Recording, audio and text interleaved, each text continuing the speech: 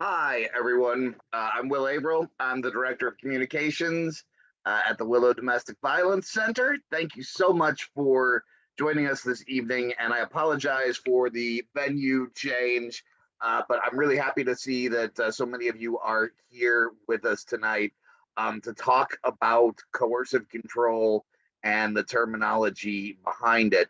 This is part of our Domestic Violence Awareness Month activities. October is Domestic Violence Awareness Month every year. And this year we've had a couple of panels, one on legislating domestic violence a few weeks back, this one. And then next week on Thursday at 2 p.m., we will have an online panel on domestic violence and public health. And also on Wednesday night, we will have kind of a fun event, Nostalgia Nightmares, where we will be watching 16 Candles, the movie 16 Candles, and talking about the problematic behaviors in the movie. So it'll be a little bit of nostalgia joy in watching the movie, and at the same time bringing it into the modern age, talking about how we don't really do things like that anymore, or at least we shouldn't, and some of those problematic behaviors. So I would love it if you join us for that. You can find a full listing of all of our events at willowdvcenter.org/DBAM 2022. So I encourage you to check that out. Wanted to also let you know that we do have our inaugural gala event, Bijou 1021, coming up on Friday night. And in the way things work now in the post-pandemic world, we were completely sold out, but we have had some tickets open up that are now available due to people who can't make it. So if you didn't get a chance to buy tickets, you would still like tickets, they are available, and you can find those on the website as well. If you go to willowdvcenter.org/Bijou Gala. So please come join us for that. It's going to be an amazing evening of magic, mystery, with sort of a speakeasy meets soiree environment, and I think it'll be a fantastic time and a great event to support survivors of domestic violence and human trafficking in our community. So that's what we're doing this October. At this point, though, let's talk about what we came here to talk about. If you have any questions throughout the presentation, please put them in the chat, and I will be kind of monitoring the chat, answering them if I can. And if I can't, I'll turn them over to Maggie at the end, and we'll make sure that we get answers for you. But I will turn you over at this point to Maggie Bornholdt, who is going to give us a presentation on Lovebombs, the language of coercive control. So thanks, Maggie. Thank you, Will. Thanks everybody for being here tonight. Again, we are glad to see you, but we're sorry for the change of venue last minute. Hopefully this enables more people to join us though, so that's a good thing. I am the former prevention specialist at the Willow, and I'm currently the Douglas County Rural Outreach Program Coordinator. And so I'm doing a lot of prevention work in the rural areas, as well as continuing to wrap up the work I've been doing in Lawrence. So Domestic Violence Awareness Month is a perfect time to do that. So without further delay, we are going to talk about coercive control, and I'm going to share my screen here.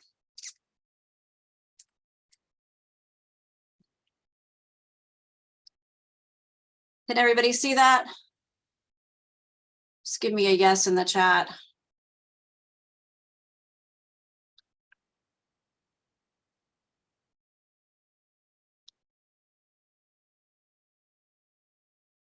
All right. I'm not seeing any. I'm going to assume everybody can see that because nobody's saying otherwise.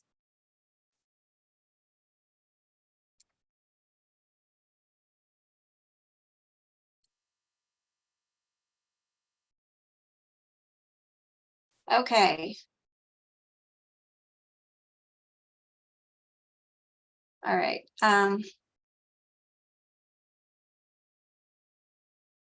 Sorry, I'm trying to figure out if you guys can see my screen or not. I can't see you at this point, Will, or anyone else. It's looking like we can at this point. Okay, great. Okay, thank you. I just was waiting for some confirmation before I launch into it. All right, so as Will said, we're going to talk about the language of coercive control and domestic violence. Again, my name is Maggie Bornholdt, and I'm the Rural Outreach Coordinator of Douglas County. Just a quick overview of Willow services. The Willow provides shelter support and services to survivors of domestic violence and human trafficking in Douglas, Franklin, and Jefferson counties. And a few of our services we offer are support services, court advocacy, emergency shelter, transitional housing, education and outreach, which is what this is, youth violence prevention, human trafficking services, and a foster care transition program. We also have a 24-hour hotline. You see the number there at the bottom. That is staffed by trained professionals 24 hours a day, and it is confidential and can be anonymous if the client wishes. And we are currently, I should mention, we are currently celebrating our 45th year at Willow. And if you'd like to learn more about the history of the Willow, there is a display at Watkins Museum downstairs, and it will be running through the end of October. So I encourage everybody to get over there if you haven't. All right, moving on. Just a little quick content disclosure. We are going to talk about some emotionally activating issues, as I'm sure you know. So if anybody needs to step out, exit the presentation, whatever you need to do to take care of yourself. I can't see the participants anyway, so just take care of yourself. And if you need to talk with anyone, please call our hotline. So the first thing we're going to do is define domestic violence. I have two definitions here for you. The first one is it's a pattern of abusive behavior used by one person against dominance, power, and control over another. And the second one is a little more succinct. I like it better. Domestic violence is imposing one's will on another using power and control. And what you'll notice about both of those definitions is that they include the words power and control. And we're going to talk about that a lot throughout the presentation. So just remember, domestic violence is rooted in power and control. So before we talk about coercive control and unhealthy relationships, I want to talk about healthy relationships and what that looks like.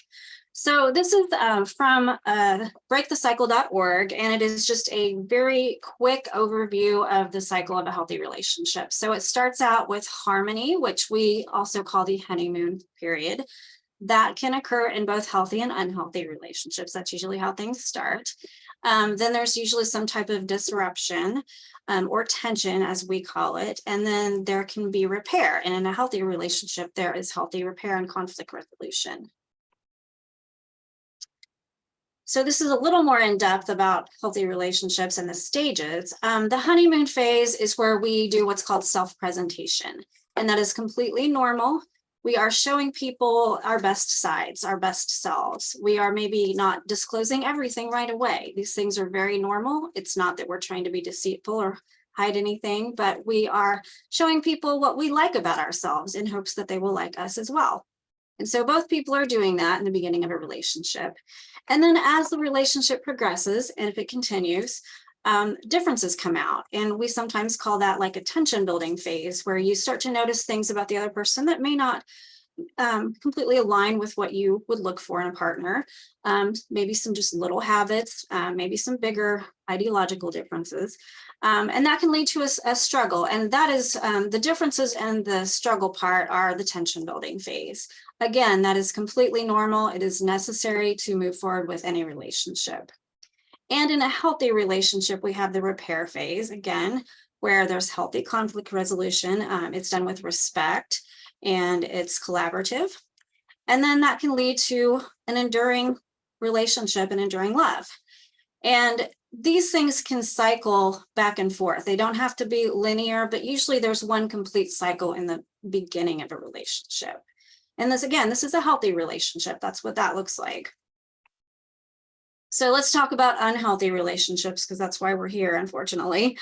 A relationship becomes dysfunctional when those differences and tensions and disruptions lead to an unresolvable tension or result in an imbalance of power and control. And so we're going to get into kind of the weeds of what that means. So here we have another cycle. This is the cycle of violence. And violence does not have to be physical, and we're going to talk about that throughout the presentation as well. Again, you see we begin with a honeymoon phase. That is natural, that is normal. We all start there. It's kind of the euphoric phase of the relationship, and it's really a good time for most people. We enter the tension building phase where we're learning deeper things about the other party. Again, completely normal to have some tension building up.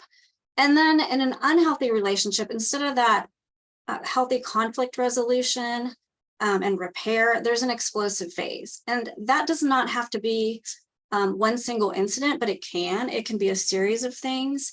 But what it amounts to is the tension has led to something unhealthy, whether that be an act or a habit. It could look like someone just slamming the door and leaving the other person's house and not talking to them for a while. It can look like physical violence. It can look like someone putting someone down or excessive jealousy, but usually there's a defining time period or a defining moment where the relationship becomes more explosive and more aggressive. And then to complete this cycle, we have the reconciliation phase, which we would normally in a healthy relationship call repair, but it's not really repair when we're in an abusive relationship. Reconciliation in an abusive relationship often looks like, apologies, flowers, gifts, promises. I'll never do that again. I've never done that before. I don't know what happened. And that could very well be genuine. But when it starts repeating the cycle is when we know that it's in the cycle of violence. It's in an abusive relationship. And again, these things can bounce around after the relationship is established. They're not necessarily circular.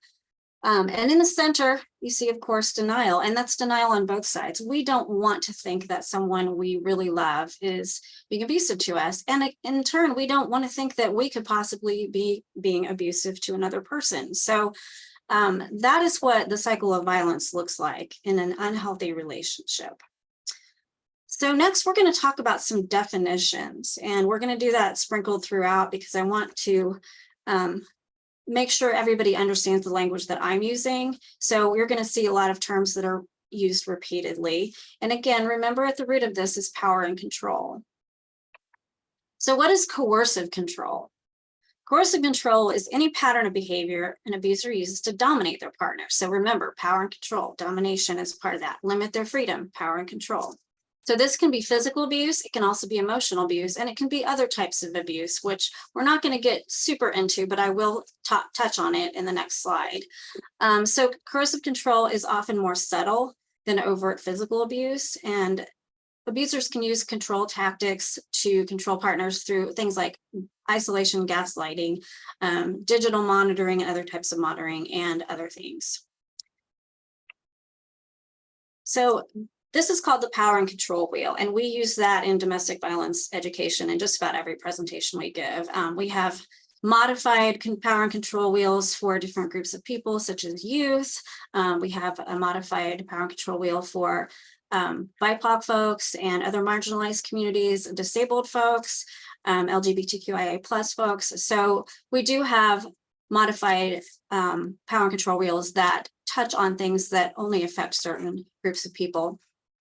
But this is the general one. And what you'll see is on the outside of the wheel is the overt physical violence, physical and sexual violence.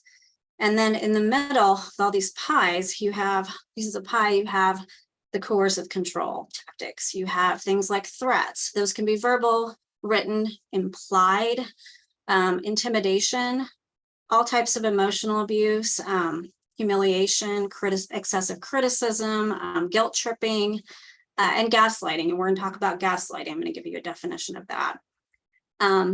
Isolation is a tactic very commonly used in coercive control and abusive relationships. It is really easier. It's much easier to control a person if they don't have a support system. So isolating them away from whether it's friends and family or digital communication, phone communication, anything like that is a form of power and control that isolates the person.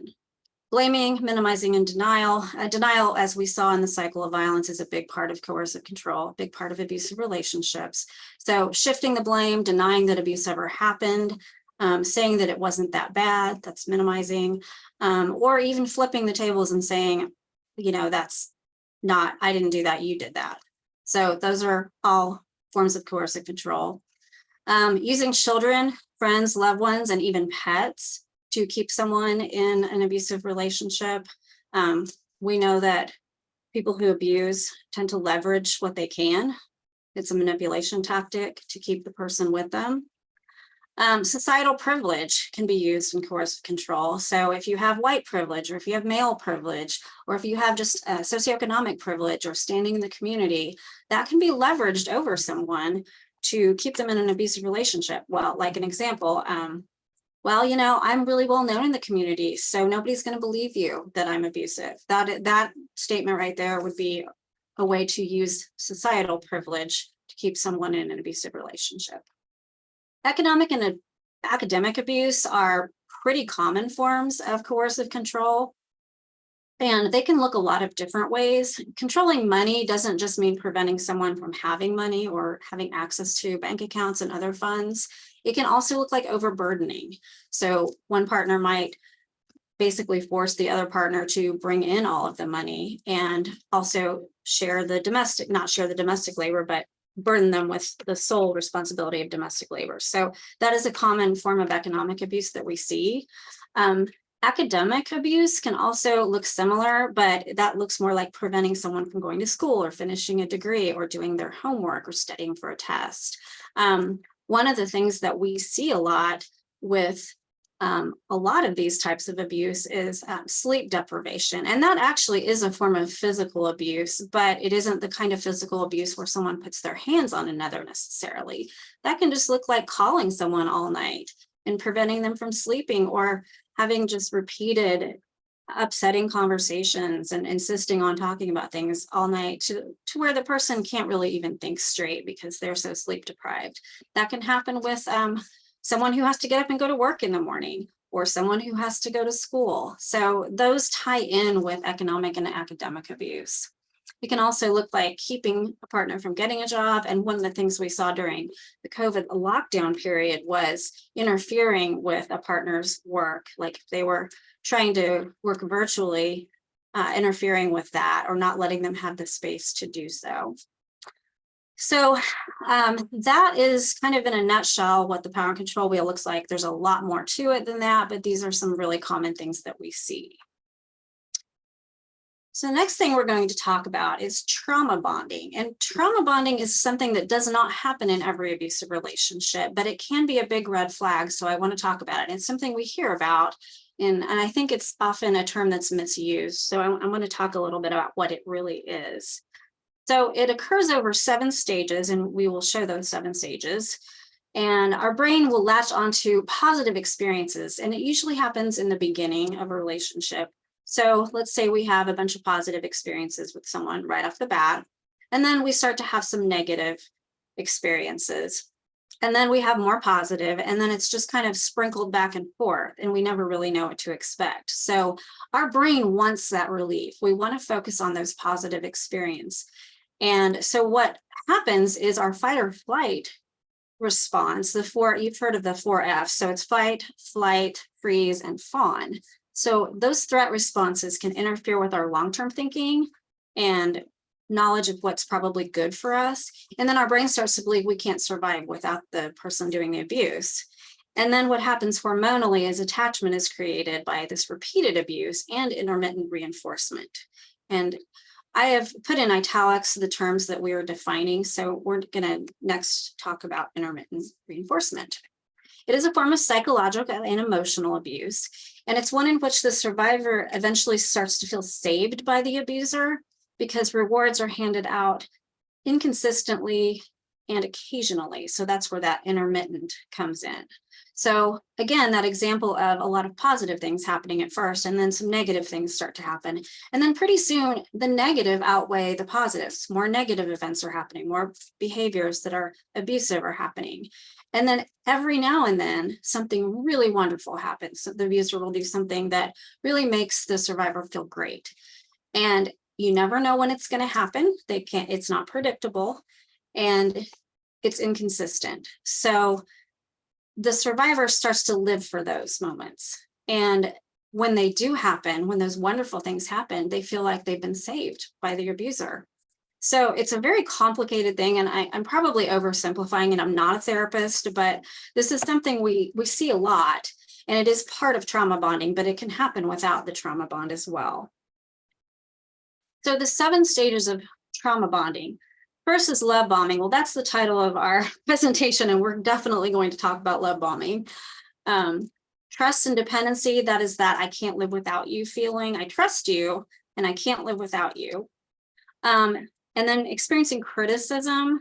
Sometimes these things usually don't happen right away. They happen gradually. So it might start with, oh, I'm not sure I like you wearing that outfit. And then it can lead to you're not leaving the house. I'm not letting you leave the house. So that is an extreme example of criticism turning into manipulation and coercion. So the 4th is manipulation and gaslighting, and we're going to define that in the next slide, talking about gaslighting.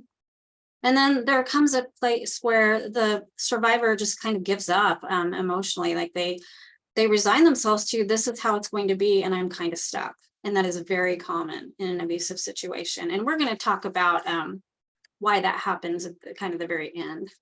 And then there's a loss of identity. So we start to not know who we are without the abuser. That's something that is very common sort of as you progress with the trauma bond. And someone's whole identity becomes tied up in the relationship and tied to the abuser. So the last thing that happens is the addiction to the cycle. Like, we don't know how to survive without it. And it becomes a form of addiction. We need to have that bond. We need to live for those good moments, that intermittent reinforcement of positive things. And we become so wrapped up in that part of it that we don't focus on the abuse. So that's kind of an overview of trauma bonding. So I assume everybody's heard the term gaslighting, but for those who don't know, it's actually a term that originated from a play that was later made into a film. And what happened in the play and the film is that it's a husband and wife, and the husband starts gradually turning down the gas lamps. This is an old fashioned, this is, I think early 1900s, maybe up to 1930, I'm not sure. But there are gas lamps being used, and he's gradually turning them down, like every day, just a tiny bit. And she keeps saying, I feel like it's getting darker in here. And he's like, you're crazy. It's not. And so he's gaslighting her, and that's where that term came from. So a lot of people know what the term means, but they don't know that it means basically trying to convince someone that they are crazy based on things that you're actually doing to them. So it's a very common abuse tactic, unfortunately. It's something that's extremely frustrating for survivors and even people who aren't in abusive relationships. I mean, we've all probably engaged in some form of gaslighting, whether we meant to or not. We all have, bad behaviors at times. So it's something that we see a lot of, though, in abuse, and to an extreme. And it's an element of Darvo, and we're going to define Darvo in a couple of slides. So just remember that term. Gaslighting is part of Darvo. So I promised we'd talk about love bombing, and we're going to. So psychology today describes love bombing as an attempt to influence another person with over-the-top displays of attention and affection. So let's say you're in the first week or two of a new relationship, and you really don't know each other very well. And the person is just showering you with gifts, excessive gifts, like roses every day, compliments that are just kind of over the top. They tell you, you're my soulmate. And you're like, I just met you. And it can be alarming, but it can also feel really good, especially if you're coming from an emotionally withholding relationship. So there are a lot of reasons that those examples of love bombing, even though they're red flags, tend to draw people in. And that can be part of that trauma bond, because remember, the first stage of trauma bonding is love bombing. So communication overload is another one. Like, you're getting 20 texts a day saying, oh, I just think you're so great, and I really like you, and I'm really glad we're together. This generally happens in the beginning of relationships, and it's usually things that are to an extreme. Like, gifts are great, but not to an extreme. Same with compliments, same with communication. All these things are fine, but they need to be appropriately paced, where both parties are comfortable with the pace and the amount. So love bombing is when it's all just very extreme. It is another form of psychological and emotional abuse. And unfortunately, it is often romanticized in popular culture. You'll hear songs that romanticize, I can't live without you kind of things. Or I fell in love with you when I saw you across the room and I can't stop thinking about you kind of thing. Movies, popular movies, Say Anything is my favorite example because we all love that movie from the 80s, but John Cusack standing outside a woman's house after she's told him not to contact her and playing a song that she lost her virginity to is a little bit icky. So unfortunately, that is, hope I didn't ruin that movie for anybody, but it is romanticized in a lot of films and on television. So that is especially alarming for younger folks when they're just learning about relationships to see those things portrayed. Stalking is another thing that's kind of romanticized that can go hand in hand with love bombing. So that's just something to remember, especially if you have kiddos in your life. Building someone up and tearing them down. So love bombing puts people on a pedestal. And what happens when you get really high up on the pedestal is the higher you go, the harder you fall.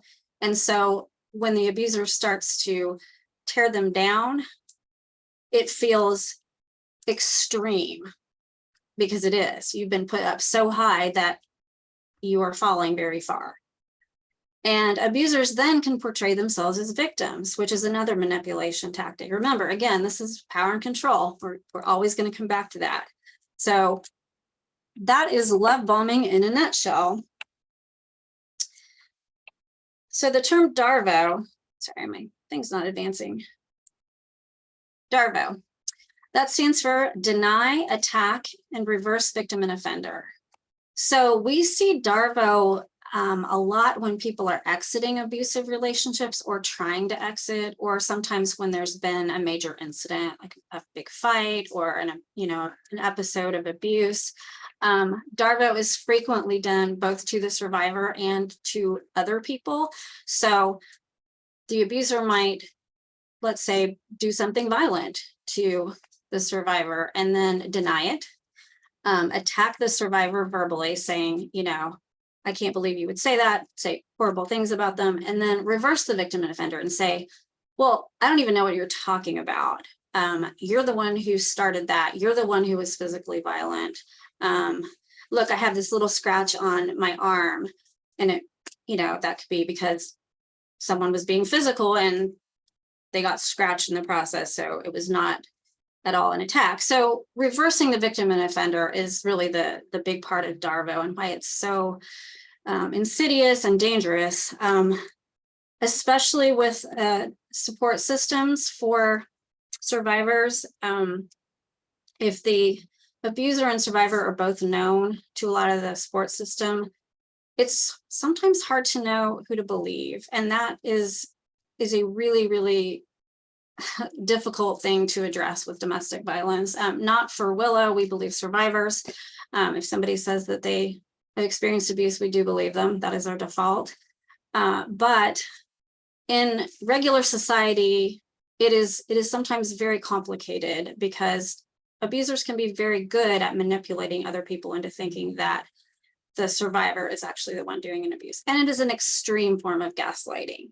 And it could very much put the survivor in danger, because if nobody believes them and they don't have that support, then how do they leave? And when they do leave, who's going to help them? So it's tough. DARVO happens a lot. And unfortunately, it's one of the things that puts survivors at risk when they leave. So briefly, we did a panel on legislating domestic violence, particular non-physical forms of domestic violence like coercive control. So coercive control in the law, we don't really have any federal legislation yet in the United States about coercive control, but UK, Ireland, and France have all adopted laws criminalizing coercive control. And we do have several states who have passed specific coercive control laws, and Hawaii and Connecticut are two of them. California has also passed specific legislation allowing evidence of coercive control. So when someone seeks a protection order, they call them restraining orders in California, but here we call them protection orders. They can be protection from abuse or protection from stalking. And so if this was California, the person seeking the protection order would be allowed to show evidence of coercive control, and it doesn't have to be like a physical incident. So they could maybe talk about, you know, how, well, this person never let me call my parents or never let me see my friends, things like that. So they're allowing a lot more evidence that is not necessarily physical evidence to come in for those restraining orders. And New York is considering making coercive control a felony, but they haven't nailed down the language yet, so it hasn't passed. And it's a conversation in Maryland and South Carolina. So that's kind of all I know about that they've at least initiated talking about it. And the thing about coercive control, it's very difficult to legislate, and it's probably even more difficult to enforce and prosecute, but I think it's something we need to keep pursuing because, as you see, coercive control, even when it's non-physical, can lead to some pretty physically dangerous situations and emotionally dangerous. So that kind of wraps up the language portion of the presentation. I do want to talk briefly about how to support survivors, and this will tie in with everything else. So if someone approaches you and says, I think I'm in an abusive relationship, the first thing we want to do is believe them. Believe and affirm what they're saying. Try to avoid defending or excusing the abuser's behavior. Be careful we don't victim blame or judge. Sometimes that's hard because what we're thinking is, why don't you just leave? But that is a very dangerous question to even think, but especially don't say that to someone who's disclosing abuse, because there are infinite numbers of reasons why, legitimate reasons why survivors don't leave, or they delay leaving, or they leave and go back to an abusive relationship. One of the things that I learned in my first week with Willow is that every survivor is the expert of their own situation. And that's probably the most powerful thing I've ever learned in my time at the Willow. So I keep that in mind whenever I'm working with clients, talking with anyone in the community. So please take that with you if you take nothing else. Every survivor is the expert of their own situation. We can't possibly know everything about what they're going through. Keeping confidentiality is very important. If you are a mandated reporter and they're sharing something that you think you might have an obligation to report, please tell them right away. But otherwise, keep confidentiality. And if you can't for any reason, tell them immediately. Back to them being the expert of their own situation, don't pressure them to do anything. Our job is to listen and support. Denying or minimizing the situation, like, oh, that doesn't sound bad. At least, you know, at least they don't hit you. I really hate it when I hear that, but that's something that people say. It's something that people think, but that really does minimize all the things we just learned about coercive control. Nobody has to put their hands on you to be abusive. What we can do is acknowledge the situation, even if it's something as simple. We may not know what to say, but it can be something as simple as, that sounds really awful. That sounds really difficult. And thank you for telling me. That must be really scary for you. So those words can be very powerful. You don't have to say a lot. Just thank them for telling you, because that's a big form of trust. If someone discloses to you, it can feel like a burden at times, but it is really scary to disclose abuse. And sometimes you might be the first person they've ever even thought about telling. So another thing to keep in mind. Try not to ask for excessive details. It's okay to ask some questions, but we don't want to re-traumatize people who are disclosing abuse or experiencing it. So try to meet them where they are, emotionally, that is, and just kind of work with them from there. We all have things that we think are good for ourselves and others, but try not to bring an agenda when somebody's disclosing abuse, even if you may have experienced it yourself. Again, every survivor's got a different situation and they know what that is. So respect their boundaries, maintain your own. That's really important for self-care. Try to avoid giving advice unless they, you know, if they ask you, what would you do? That's a tough question. What I like to do is instead provide resources. And as an advocate, that's my job. My job is not to give advice, but providing resources is something anybody can do. And I strongly encourage you to utilize Willow as a resource if it comes up. But there are other resources as well, and I'm going to share some of those at the end. And one of the things that we need to really make sure we don't do is try to rescue or save someone. Think about it this way. They are coming from a situation, again, where they're experiencing power and control. It's an abusive situation and they don't have a lot of power and they don't have a lot of control. So if we are trying to rescue them, we're not empowering them. We're just shifting that relationship from their abuser to ourselves. And even though we're benevolent, even though we mean them no harm, we want to help them, it's still a power and control dynamic that we don't want to have with them. We want to empower them. And one way we can do that is offering resources and helping them take advantage of those resources if they can. We can offer safety planning. Now, that's something that I would encourage people to let experts handle, in a higher level, unless you have training in it. But one thing that is a form of safety planning is, let's say, someone who just might need to take a walk when they are in they're in an explosive situation with a partner and they might need to just walk around the block. You can say, okay, this happens between the hours of 3 and 8 o'clock. Text me a safe word that you both pick and I will meet you around the corner and we'll just take a walk around the block. I mean, that it can be as simple as that. That is a form of safety planning. It can look differently, but one of the things that our hotline staff is they're experts at is safety planning, and our advocates do that as well. So if they call the hotline, the staff will offer safety planning resources.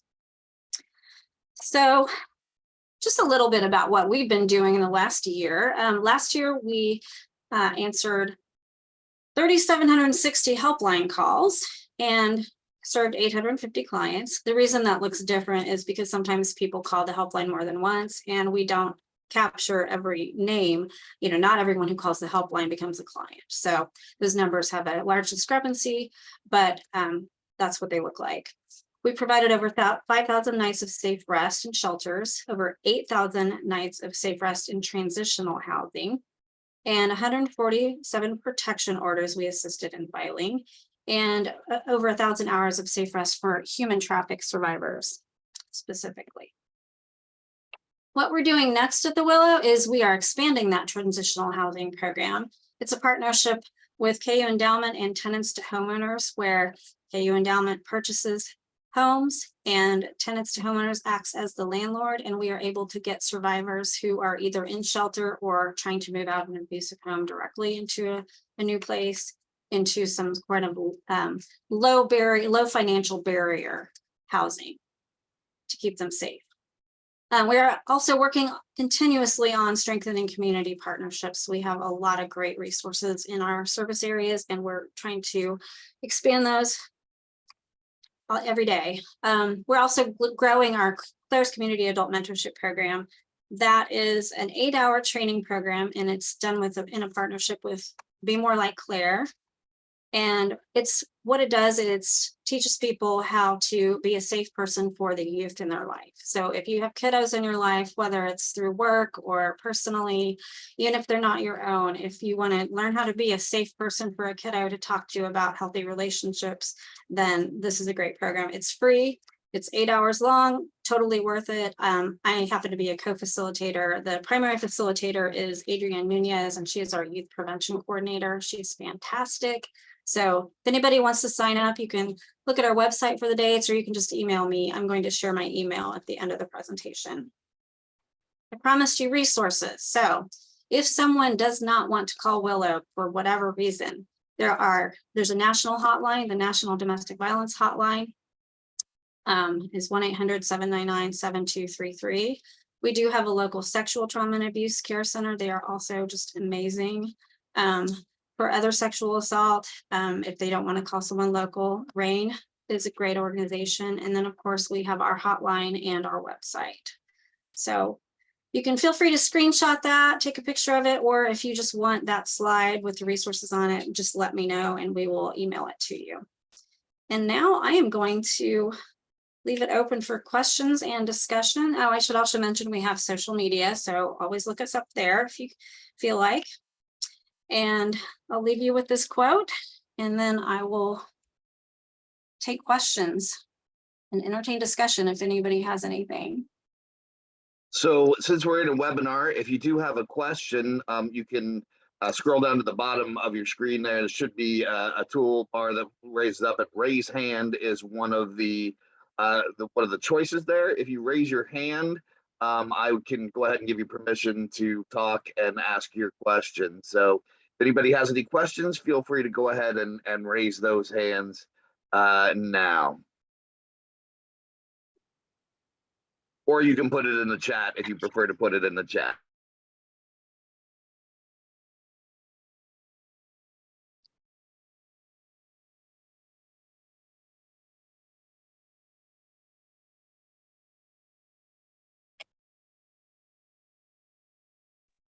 You've answered everybody's questions, Maggie. We'll go ahead and give it just information. We'll go ahead and give it just a little bit because the technology can be a little finicky. You can go ahead and feel free to put those questions in the chat or raise your hand on the raise your hand on the bottom of the screen there. I'm also going to put. Oh, we do have a question. We have a question. Have you experienced a survivor wanting to be rescued and were upset with you by empowering them? I'm sure it happens where people have expectations of things that we can do, and they happen to be things we can't do. That's a tricky question. Just, I don't want to even come close to walking the line of breaking confidentiality, but it can happen. Certainly it can happen with any advocate. It can happen with any social service organization, but we do as advocates try to explain where we're coming from. We don't keep it a secret that we're not trying to rescue them. We tell them we want to give you resources to help you get power and control back in your life. We want you to be self-empowered. So that's what we do. I'm not sure that fully answers your question, but hopefully it helps. I just wanted to throw in the chat as well. We do have a domestic violence toolkit available on the Willow website. This has some of the information you've seen today, including the power and control wheel, as well as myths and facts about DV and red flags and how to help.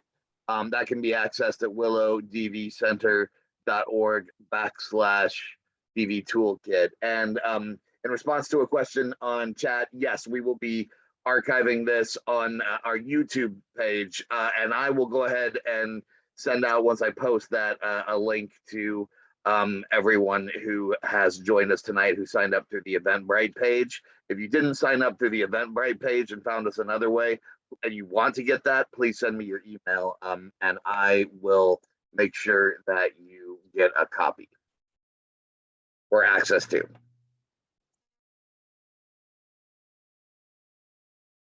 Thanks, Delano. Thanks, Mary. Just trying to make sure there aren't questions I'm missing. So Will is our theater person, and he posted, I didn't see this during the presentation, but an interesting fact about the movie Gaslight is that it was based on Angel Street. That's the name of the play? Yeah, that's the name of the play. I think it was, it's like 1920s play. It's an older play. Okay. But yeah, University Theater did it a little while back. My mom was in it. She played the detective. Okay, yeah. That's interesting. There you go. Didn't know that. Yeah, so the film version is called Gaslight, but apparently the play is Angel Street. That's good to know. Thank you. There you go. Do we have other questions or comments? We take comments too. Discussion, things you want more information about. I know I threw a lot of terms at you. Most of them you probably heard before, but we do have a question on the Q&A. Are there any batterers intervention programs in or near Lawrence? Yes. There is one in particular that I know of in Lawrence, and Reggie Jackson is one of the therapists who owns that. Will, do you remember the name? I'm trying to remember the name. Yes, Satori Counseling. Yes. And then also in Topeka, Family Peace Initiative does Yeah. batterers intervention, and some of their batterers intervention materials are part of the curriculum of Claire's community. That's a great question.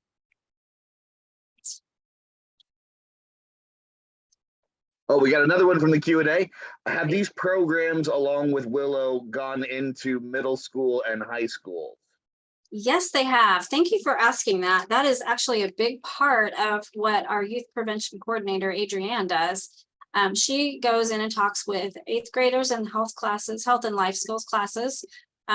She also talks to high school students. In fact, I think she was at, I don't remember which high school it was in Lawrence, but she was at one of the Lawrence high schools today, all day talking about human trafficking. So she's very active in our service area. She does a lot in Lawrence. And we have advocates in, I think they're both actually, our rural advocates are all here. Mary Smith and Gabrielle Neal also talk to kiddos in Jefferson County for Mary and Franklin County for Gabby. So that's a good question. We start at the 8th grade level, but I think those presentations could be adapted for younger kiddos if that's something the school systems want. Yeah, rural really did show up, and Delano is here. He is our community advocacy program director. Oh, that is Gabby. Okay. Mary is Gabby today. Okay. Sometimes we share our Zooms. Any other questions, comments? Nothing from the Q&A. Okay, I don't see anything on chat.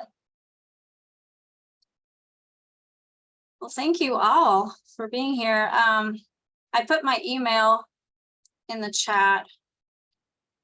So if anybody would rather not ask in the group, please feel free to email me and I'm happy to answer any questions you have, or if you have something that you want to talk about as well, you can feel free to contact me.